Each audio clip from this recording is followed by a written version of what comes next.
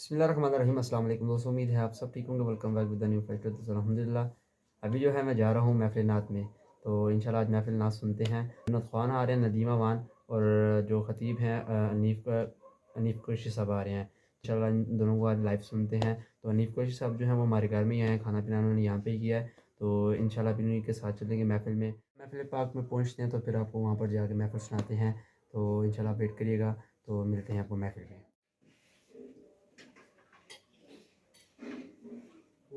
اللہ کریم اساں ساریاں حضور نبی پاک صلی اللہ علیہ علیہ وسلم سچا پیار عطا فرما، آپ دی اہل بیت کی محبت اور آپ کے صحابہ کرام کا ادب نصیب فرما۔ اسیرا تک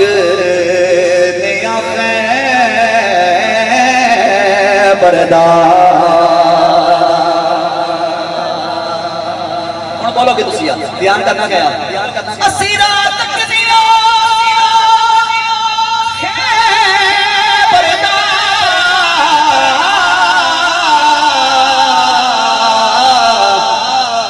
اسا بول تو لنگ جا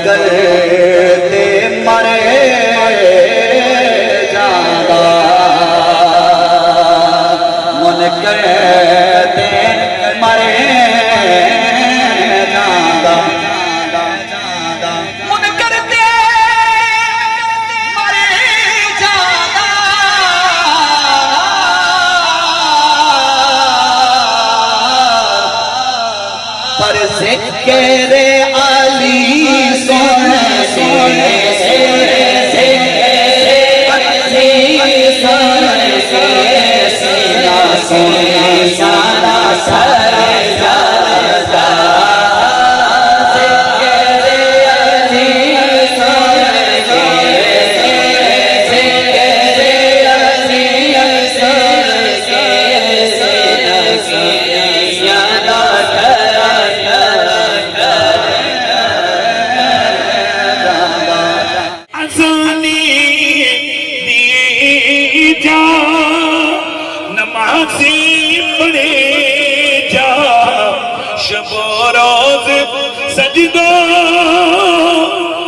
سجدے کیے جا،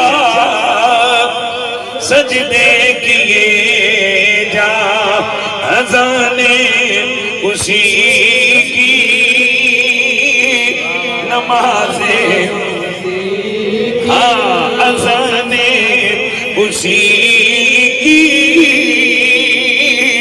نمازیں اسی کی جسے پنج تن کا گھرانہ ملا ہے، اذانیں اسی کی نمازیں اسی کی جسے پنج تن کا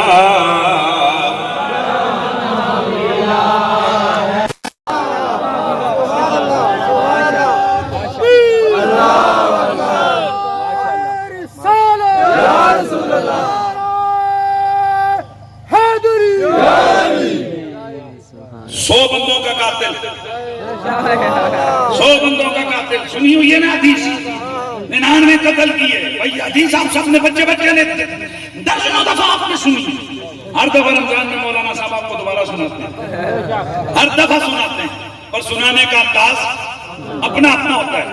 کچھ تو کہتے ہیں بھائیو اللہ کی رحمت بڑی وسیع ہے، 99 قتل کر کے 100 کیا رب نے بخش دیا، پر وہ حدیث پوری نہیں سنا،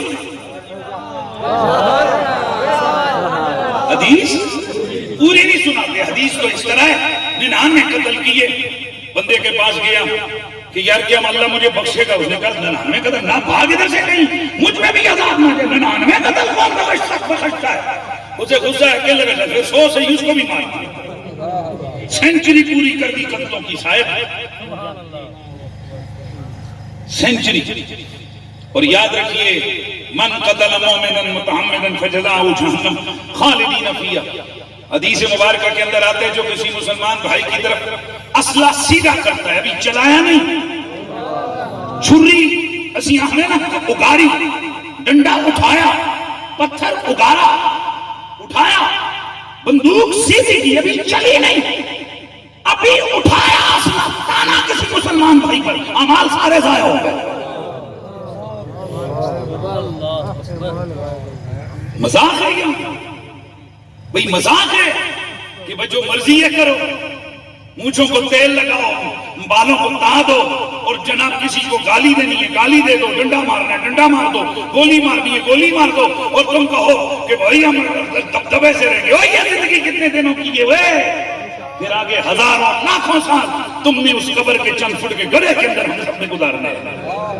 اس لیے اہل اللہ کے مزارات کے بعد جو عرس کی تقاریب ہوتی ہیں ان کا بنیادی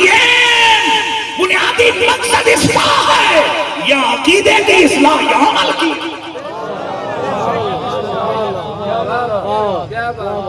ہم لوگ جب بزرگان دین کے، مجھے یاد ہے آدمی ہمارے پیر صاحب کا جب عرس ہوتا تھا، ہمیں جب اشتہار آتا، خدا کی قسم اٹھا کر کہتا ہوں، ابا جی کہتے کہ بیٹا ہم نے بھی جانا ہے اور دربار شریف پہ، میں قسم کھا کے آپ کو کہتا ہوں ایک ہفتہ 1.5 ہفتہ پہلے پورے کئی گھنٹے میں ذکر کرتا رہتا یار پیروں دے بوئے پہ جانا، دربار شریف پہ جانا، اور وہاں پر بھی مجھے نہیں یاد ہے کبھی کہ ہم نے کبھی آستانے کے احاطے میں جوتے پہنے ہو، کبھی اونچی آواز کی ہو، کیونکہ ہمارے بزرگوں کی تربیت تھی جتنا ادب ہوگا اتنی بھیک ملے گی، اتنی میں آپ سے سوال پوچھتا ہوں، آپ کا کوئی بڑائی مؤدب بندہ ہو پر آپ کے بوئے پہ چرس پیتا ہو، آپ کی حویلی کے باہر شراب گھٹکتا ہو، ایمان سے بتاؤ یہ ادب والا ہے یا بے غیرت ہے، بے ادب ہے؟ وہ کبھی بھی ولی کا مؤدب نہیں ہو سکتا جو ولی اللہ کے مزار کے پاس چرسے پیے، بھنگے پیے، شراب نوشیاں کرے۔ ادب والے وہ ہیں کہ جن کا نظریہ ہے ولی جب تک جس دھرتی پہ موجود ہے وہ دھرتی اللہ کی رحمتوں کی کا اور گواہ، اللہ کی رحمت کے نزول کا مقام ہے۔ کتنے قتل کیے؟ 99، اوپر سے 100 بھی کر دیے۔ بھائی 100 سے ہی وقت گزرتا گیا، ایک دن پھر دل نے انگڑائی دی، یا کسی اور سے پوچھ لوں،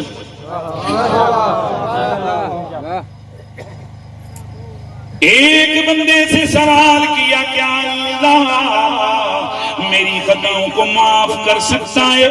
میرے اتنے گناہ میں 100 بندوں کا قاتل ہوں، کیا میرے اتنے گناہ معاف ہو سکتے ہیں؟ وہ حقیقی مبلغ تھا، یار اللہ کے بندوں میرا جملہ تو اس کو لگا، وہ حقیقی مبلغ تھا، وہ سچا مبلغ تھا۔ میرے نبی نے فرمایا برا مبلغ ہے وہ جو مخلوق خدا کو اللہ کی رحمت سے مایوس کر دے۔ یہ بھی طریقہ ٹھیک نہیں ہے بھائیو، اللہ نے پکڑنا ہے، مارنا ہے، چیرنا ہے، جلانا ہے، بندہ کہنا جنے سڑنا دے یہ چل دنیا دے دڑے دے، وگرنہ میرے نبی کی تعلیمات یہ ہیں کہ میرا نبی اگر عذاب الہی سے ڈراتے تھے تو رحمت الہی کی طرف رحمت الہیہ کی امید بھی دلاتے تھے۔ مولا علی سے کسی نے پوچھا گناہوں میں سب سے بڑا گناہ کون سا ہے؟ آپ نے فرمایا خدا کی رحمت سے مایوسی یہ سب گناہوں سے بڑا گناہ ہے۔ کتنے بندے مارے؟ تو حقیقی مبلغ تھا، میں بخشا جاؤں گا جی؟ اس نے کہا کیوں نہیں، میں بخشا جاؤں گا۔ کہا اللہ کی رحمت تو اتنی وسیع ہے، زمین سے آسمان تک یہ ساری خلا گناہوں سے بھر دے، اس کی رحمت کا ایک چھینٹا ان گناہوں کی سیاہی کو دھونے کے لیے کافی۔ کہنے لگا او مبلغ، او مجھے دعوت دینے والے، او اللہ کی رحمت کا پیغام دینے والے، مجھے بتاؤ میں کیا طریقہ اختیار کروں کہ میرے خطائیں، میرے گناہ، میری خطائیں بخشی جائیں، میں گناہوں سے پاک ہو جاؤں۔ کہنے لگا تو اللہ سے بخشش مانگ، لیکن طریقہ یہ ہے کہ فلاں بستی میں جاؤ، ادھر اللہ والے موجود ہیں، ادھر جا کے رب سے دعا مانگ، اللہ تیری دعا کو قبول فرمائے گا۔ چنانچہ یہ اللہ والوں کی بستی کی طرف سفر کا ارادہ کر کے یہ چلا۔ ابھی 2 قدم اٹھائے تھے، 2 قدم اٹھائے تھے کہ اسرائیل آ گیا، جان نکل گئی، ادھر روح نکلی، رحمت کے فرشتے بھی آ گئے، عذاب دینے والے فرشتے بھی آ گئے۔ رحمت والے کہنے لگے یہ جنتی ہے، جنت میں جائے گا۔ عذاب والے کہنے لگے یہ دوزخی ہے، 100 بندوں کا قاتل ہے، اسے ہم جہنم میں لے کے جائیں گے۔ اللہ اللہ دونوں طرف کے فرشتوں میں آپس میں بحث شروع ہو گئی۔ اللہ نے ایک تیسرے فرشتے کو ان کے درمیان فیصلہ کرنے کے لیے بھیجا۔ وہ کہنے لگا میں جھگڑا ختم کرتا ہوں، یوں کرو جس بستی میں جا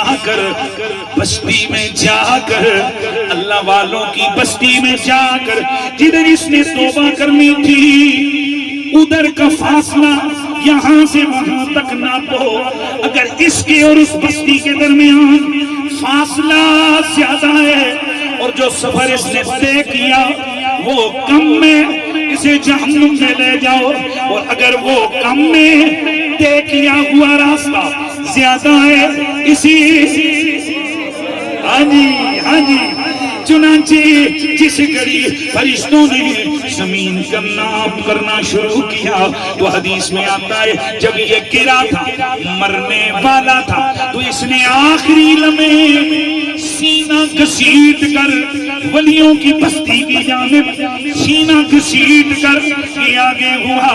اب جس وقت یہ ناپائی شروع ہوئی، میّر میں شروع ہوئی، تو وہ ایک بلشت جو سینے کے بل گھسٹ کے آگے بڑھا تھا وہ ادھر کا فاصلہ کم ہو گیا، ادھر والا بڑھ گیا، فیصلے کے مطابق یہ جنتی ہو گیا۔ اب میں نے پوچھا یہ حدیث کدھر ہے؟ بولا مسلم شریف میں، یہ میرے نبی نے بیان کی۔ میرا نبی کس سے کہانیاں سنانے نہیں آیا، میرے نبی نے اگر پچھلی امت میں سے کسی کا کوئی واقعہ بیان کیا تو اپنی امت کی ترغیب کے لیے، امت کی تربیت کے لیے تھا۔ اے میرے نبی کا کلمہ پڑھنے والوں، میرے نبی نے جس گھڑی یہ حدیث بیان کی اس میں 2 چیزوں کی طرف امت کی رہنمائی تھی۔ نمبر 1 کہ بڑے سے بڑا گناہ اللہ معاف کر دیتا ہے، نمبر 2 گناہ معاف ضرور ہوتا ہے لیکن مانگنے کے لیے کسی اہل اللہ کی بستی میں جانا پڑتا ہے۔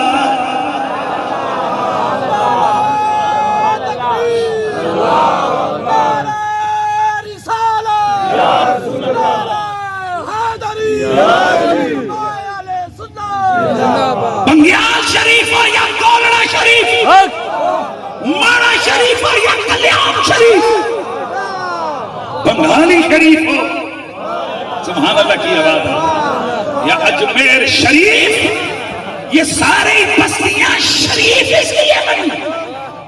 جب تک کولڑے والا بابا کولڑے میں نہیں آیا تھا یہ کولڑا کسی اور نام سے مشہور تھا۔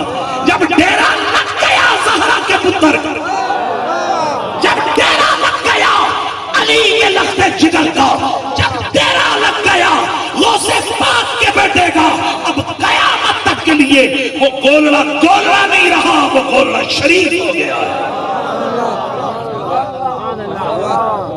تو اللہ تبارک و تعالیٰ بخشتا ہے۔ لوگ کہتے ہیں بھائیو اللہ تو ہر جگہ موجود ہے،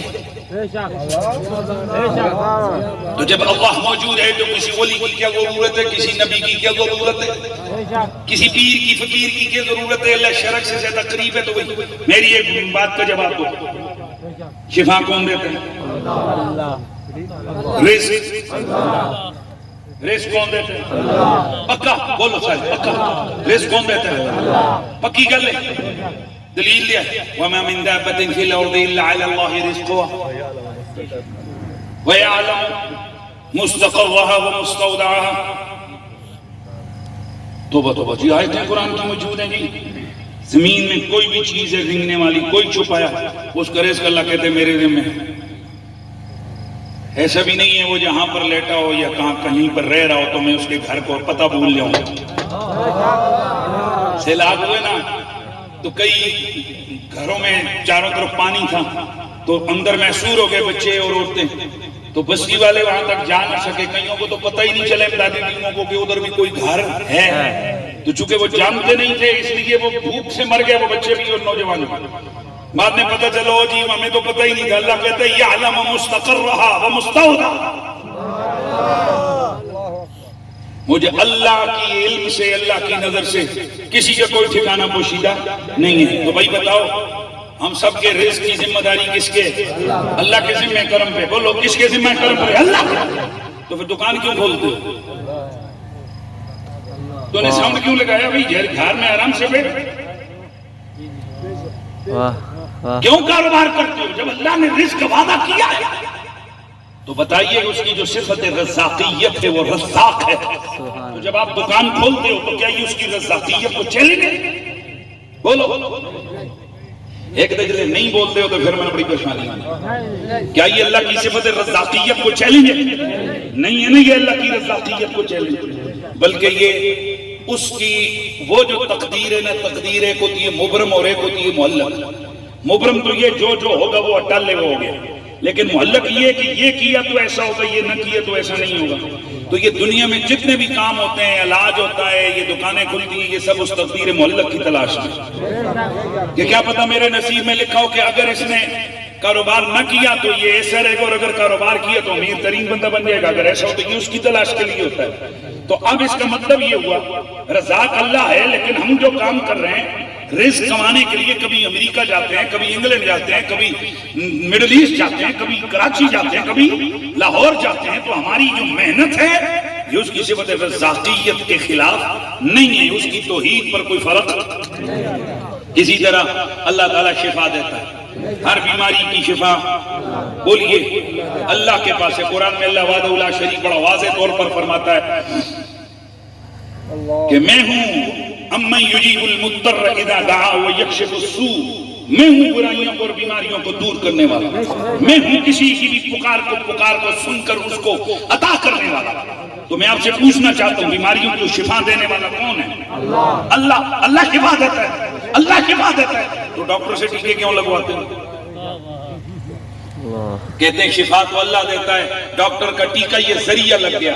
شفا تو اللہ دیتا ہے، حکیم کی گولی اور حکیم کی پھکی یہ ذریعہ لگ گئی. پتہ چلا اگر اللہ شفا دیتا ہے تو کسی حکیم کے پاس جانے سے اس کی صفت شافی میں کوئی شرک نہیں ہوا.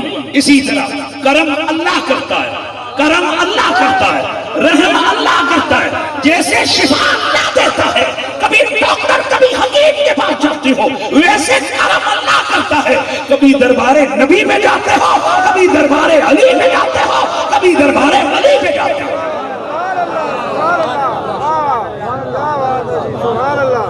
بھائی یہ جو مسلم شریف کے اندر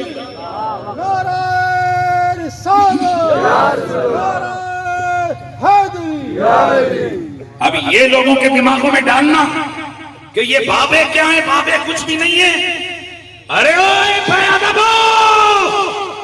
نہ جانے تم اپنے بابے کو دیکھ کر بابوں کو قیاس کرتے ہو. ہم سے پوچھ تو ہم کہتے ہیں کہیں بابا عبد القادر جیلانی ہے، کہیں بابا مہر علی ہے، کہیں بابا ہند الولی ہے.